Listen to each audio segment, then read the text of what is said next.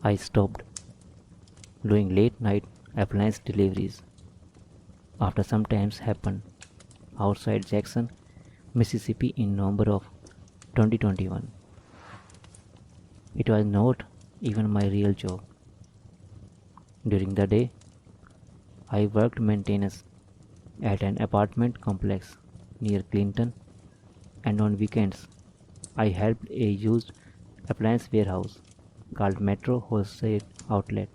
They sold scratched refrigerators, washers, dryers, and random stuff bought from lobbies returns and storage auctions. The owner paid cash every night, so I kept doing it longer than I probably should have. Most deliveries were normal trailer parks outside Pearl, apartments near Raymond Road, small houses with barking dogs and broken porch lights. Sometimes people acted strange, but that just came with delivery jobs. The thing I still think about happened on a Thursday night. It was cold for Mississippi, not snow cold, just that damp November cold where empty parking lots feel even quieter after dark. We closed the warehouse around 7, but the owner overloaded the truck again, so deliveries ran late.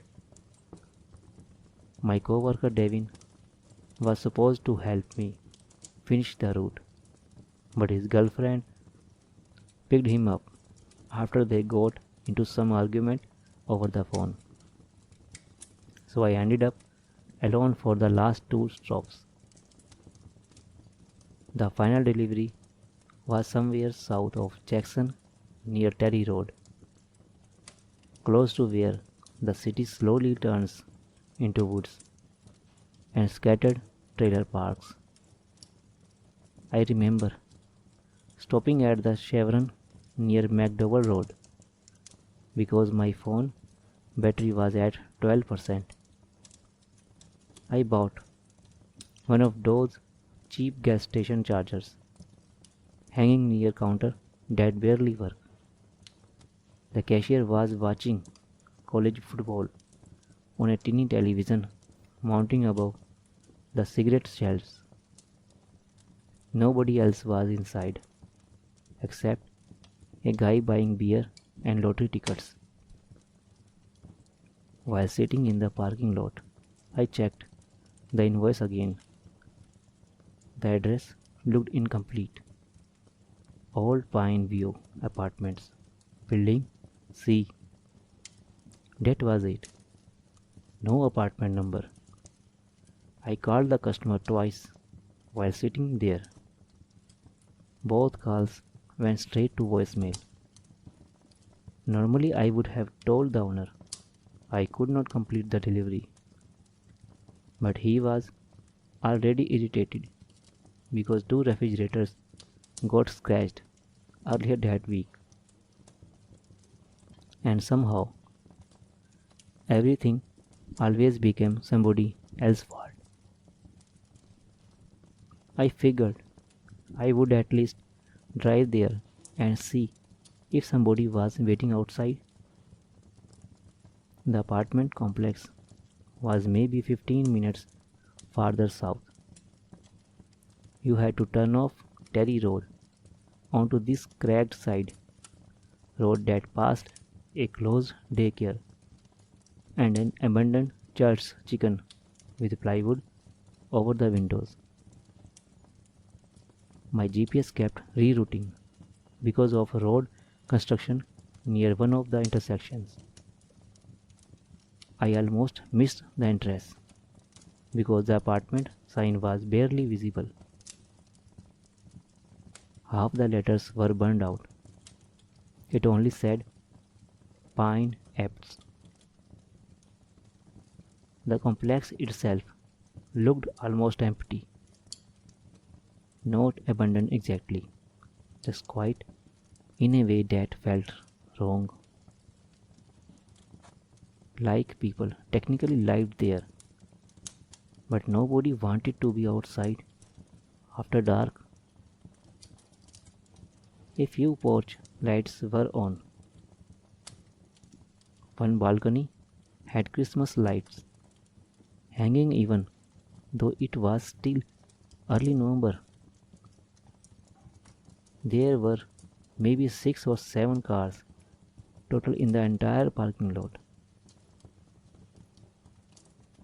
I parked beside building C and left the truck running because I figured this would take 5 minutes.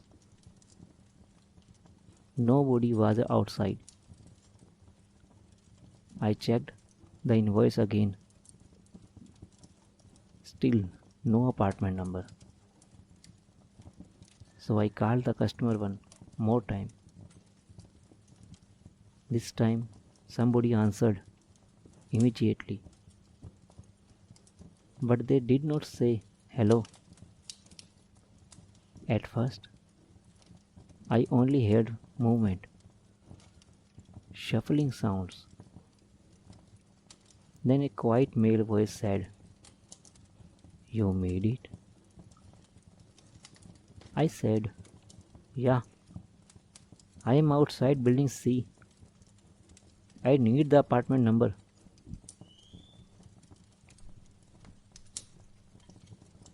There was a long silence. Then he said, "Backside, ground floor." That was all. I asked, "Which apartment specifically?" He just repeated, "Backside."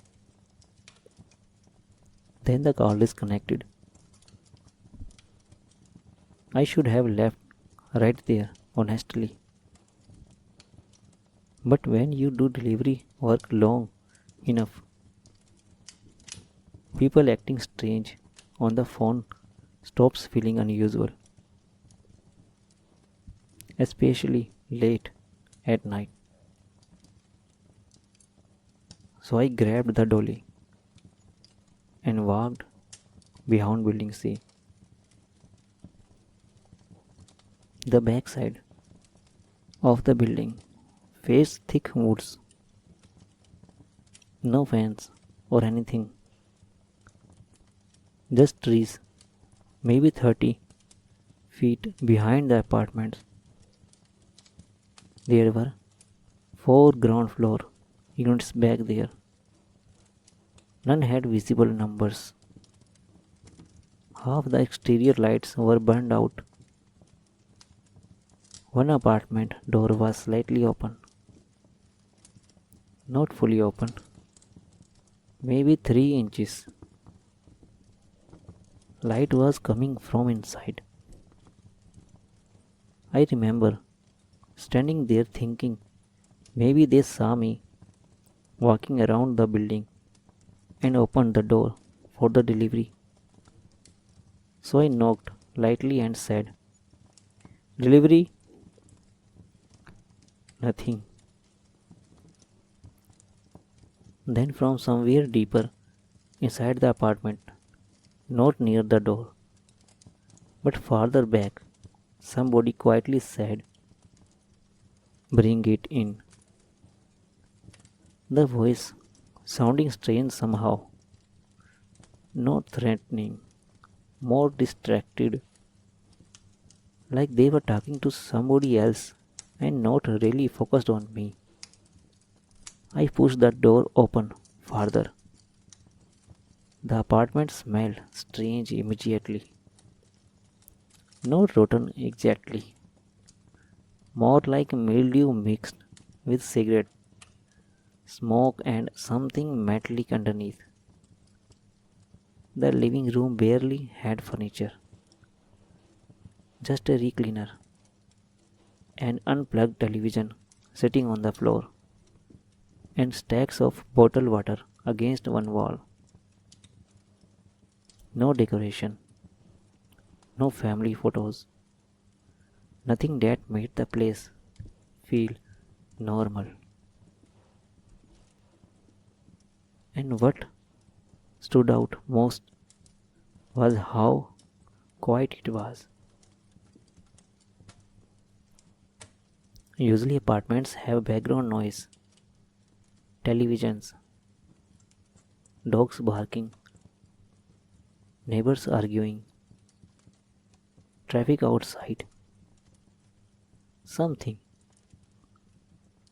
This place was completely silent, except for what sounding like a washing machine running somewhere deeper in the apartment. I said, "Where do you want the washer?" No response. I took maybe three more steps inside. Then I noticed mud on the floor. Fresh mud. Wet footprints leading from the hallway toward the kitchen. And the weird thing was they looked barefoot. I remember staring at them because it made no sense with how cold it was outside. Then the washing machine sound stopped, completely stopped. Right after that, I heard another sound deeper in the apartment. A phone vibrating against wood over and over. I do not know why, but that was the moment I started feeling uncomfortable enough to leave. Not panic exactly, just a strong feeling that I was somewhere I should not be. I backed toward the door and called out, "Hey man, I need help unloading this thing anyway." Nothing. Then I heard footsteps upstairs, not inside the apartment, above it. Slow footsteps moving across the ceiling. I remember thinking maybe I had the wrong apartment after all. So I stepped back outside. And that was when I noticed somebody sitting inside a parked car across the lot. The car had not been there earlier. It was an older silver Impala parked facing me with the headlights off. I could not clearly see the driver, but I could tell they were watching me directly, not casually, fully facing me. I stood there pretending to adjust the dolly while trying to decide if I was overthinking everything. Then my phone rang. Unknown number. I answered. Same voice as before. "You went to the wrong apartment." I looked back toward the open door behind me and said, "You told me backside ground floor." "You told me backside ground floor." He ignored that. Then he asked, Who is in the parking lot? That caught me off guard. I turned toward the Impala again. The driver's door slowly opened. Not all the way, just enough for somebody inside to lean out slightly. The voice on the phone suddenly sounded nervous. Leave now. Then the call disconnected again.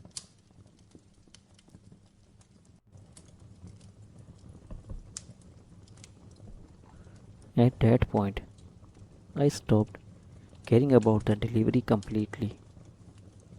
I walked quickly back toward the truck. The man from the Impala stepped out fully and yelled something I could not completely hear. It sounded like, "Hey, hold up." I ignored him. I got inside the truck and locked the doors immediately. Thankfully, the engine was still running. My hands were cold and sweaty at the same time while I shifted into reverse. As I started backing out, the man from the Impala started walking toward the truck quickly. Tall white guy, hoodie, bald cap, maybe in his 40s. Then something else happened that still does not make sense to me. The apartment door behind building C slammed shut loudly enough for me to hear it across the parking lot. The man immediately stopped walking towards me and turned toward the building. Like whatever happened over there mattered more than me leaving. He just stood there, staring at the backside of building C. Then every light inside the building suddenly went dark. Not just one apartment, the entire building.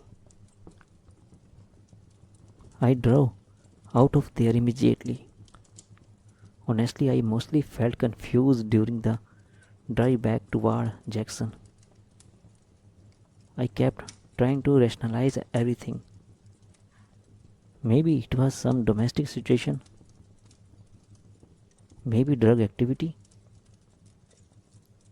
maybe squatters using vacant apartments. But certain details would not fit together in my head. The weird phone calls, the almost empty apartment, the man asking who was in the parking lot before I even mentioned the car, and especially those barefoot mud tracks. For some reason, those bothered me most. About 10 minutes later, I realized another problem.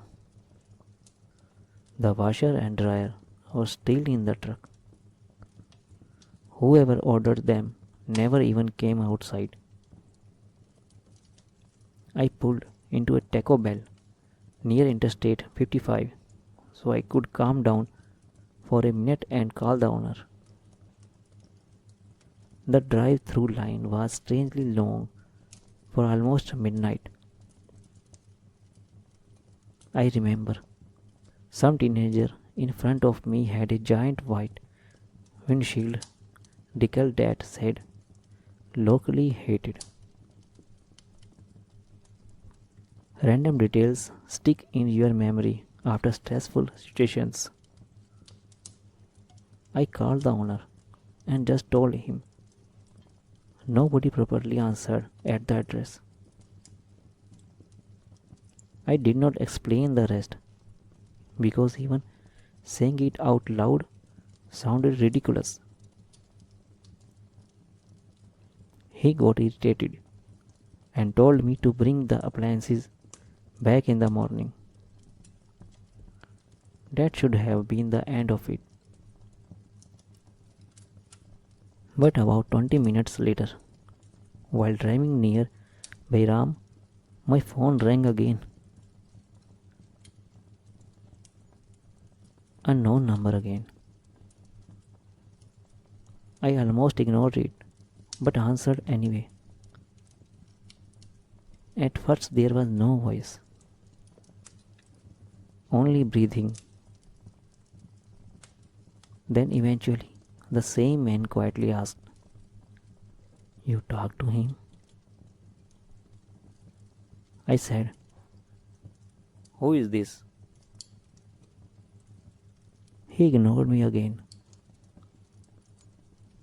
"You saw the car?" At that point, I started getting irritated because now it felt like somebody messing with me. So I said, "Look, man, I am done with whatever this is." Then he asked, "Did he follow you?" I checked my mirrors automatically after he said that. There was a silver car, maybe 4 or 5 lanes behind me, not close enough to seem suspicious by itself. But suddenly I could not tell if it was the same Impala from earlier because I barely saw it clearly in the parking lot. I asked, "What is going on?" And this part still bothers me because of how calm his voice sounded when he answered. He said,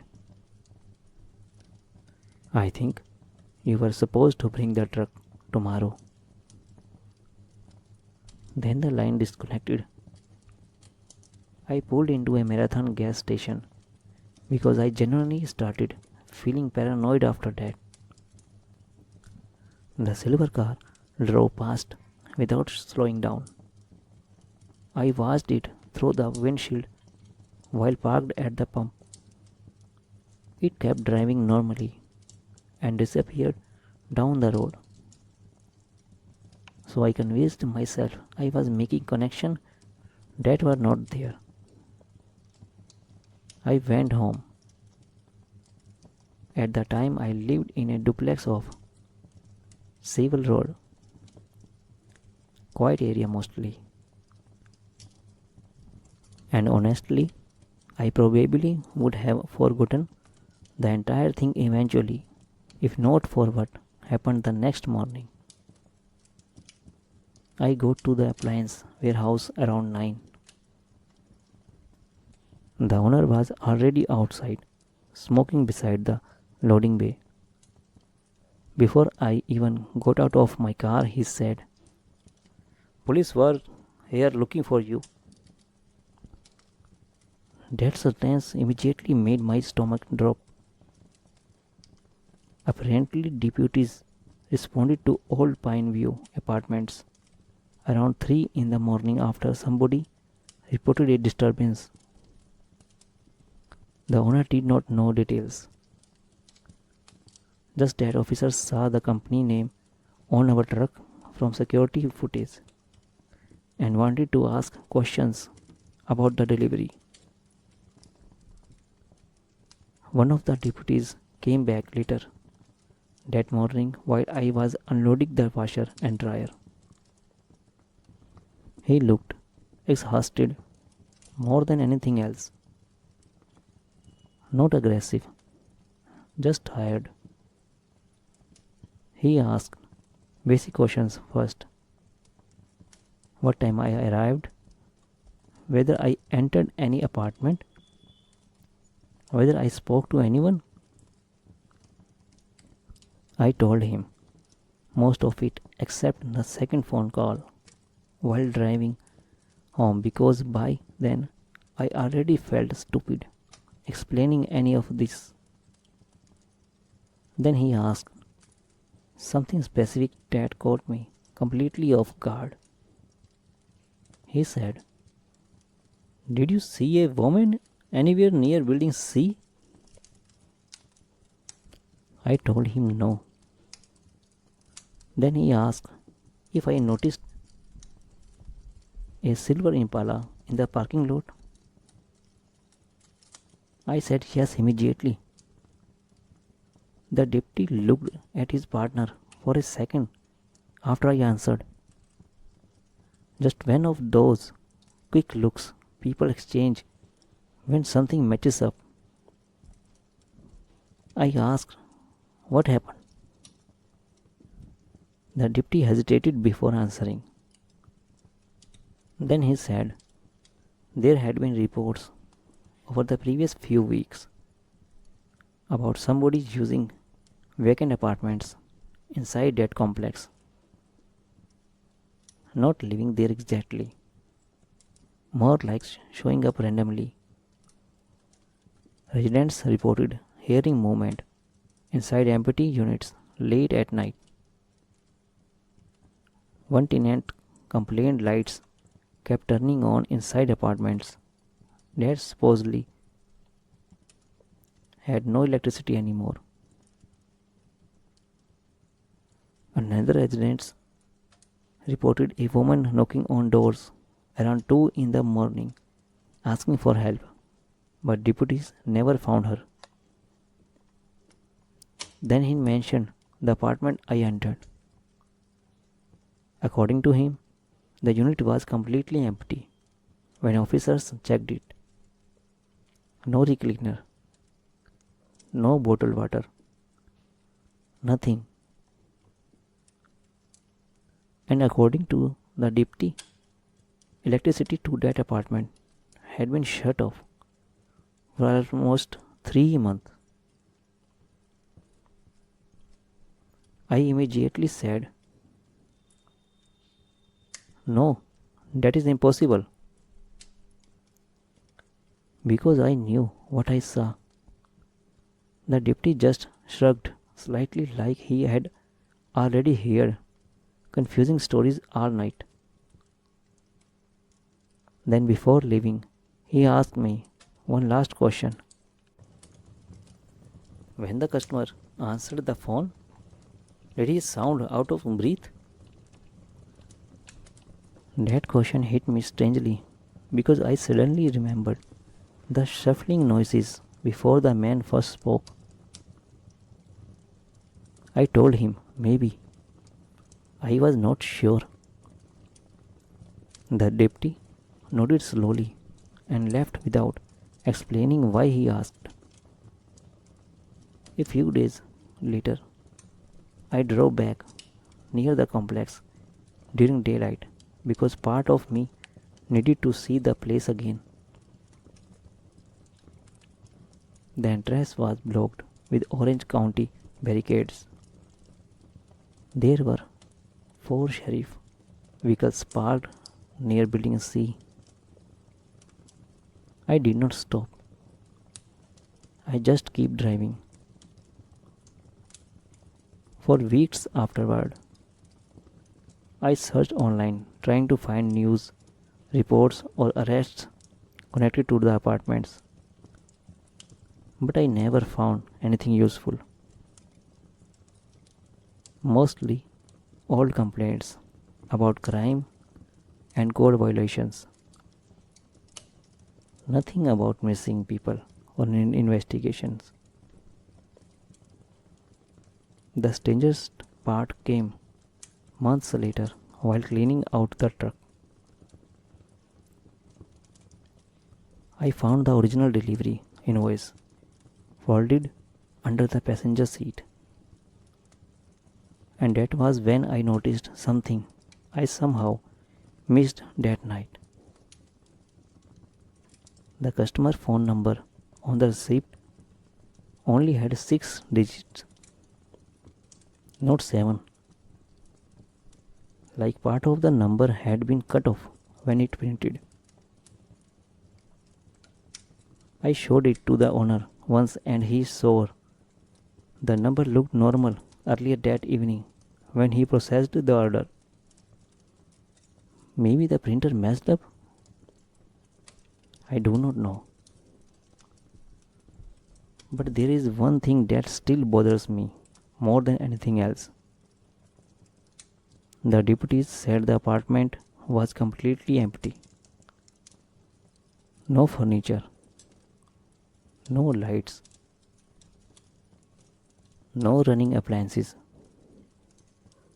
But when I stepped inside that apartment, I clearly remember hearing a phone vibrating somewhere deeper in the hallway. And I still wonder who was trying to answer it. I remember checking my mirrors after the car turned in. No headlights moved inside the lot. Nothing. Just darkness around the old model sign. I drove home feeling sick honestly, not terrified, just mentally exhausted from trying to explain things logically. At some point, your brain starts doing this thing where it automatically searches for normal explanations because the alternative feels ridiculous. So I convinced myself it probably was not the same car. Maybe the driver was just somebody wearing a baseball cap. Maybe the motor load connected to another road I did not know about. But then another thing happened maybe 2 weeks later. And this part is probably the hardest thing to explain without sounding insane. I came home from work one evening and found a folded piece of paper stuck under the windshield wiper on my car. No envelope, just folding notebook paper. At first, I assumed it was some apartment parking warning. But when I opened it, there was only one sentence written in black marker. Wrong apartment. That was it. No signature. Nothing else. I remember standing there in the parking lot, staring at that sentence while cars passed behind me on the road. And the strangest part was the handwriting looked shaky, like whoever wrote it was either elderly or writing in a moving vehicle. I actually kept that paper for months, then eventually threw it away because having it around made me uncomfortable. I never told police about the note. Honestly, I did not even know what I would say. A weird delivery happened a year ago, and now somebody left a creepy message on my windshield. There was nothing useful there.